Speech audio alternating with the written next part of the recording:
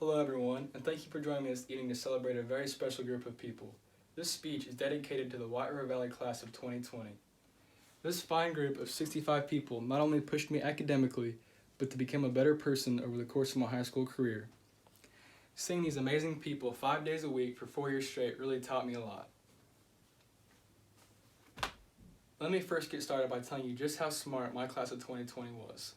My class of 2020 was more than smart. We had a 100% graduation rate as compared to the nation's average of 85%, according to the National Center of Education Statistics. What's even more impressive, our valedictorian and salutatorian both had perfect GPAs. Our AP English scores exceeded global averages, and our SAT scores were not far behind. A good friend of mine, Ian Staggs, showed me his 9th place class ranking, along with a GPA that was higher than the valedictorians of the grades below us. What I'm trying to say is, going to school with these brilliant people forced me to work hard. If I would have effortlessly sat through class like I wanted to, I would have quickly been left in the dust.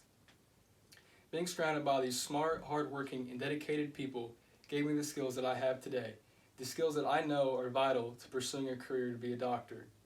Thank you, class of 2020, for better preparing me for my future. My class of 2020 was not just big-brained, they were big-hearted too. Everyone knew everyone's names. We were all kind to one another. There was no bullying, there was no rivalry, just friendship. A classmate of mine since first grade, Emma Records, single-handedly raised $5,000 her senior year for Riley's Children's Foundations, making her the 6th highest earner in the state according to Riley Children's Foundations.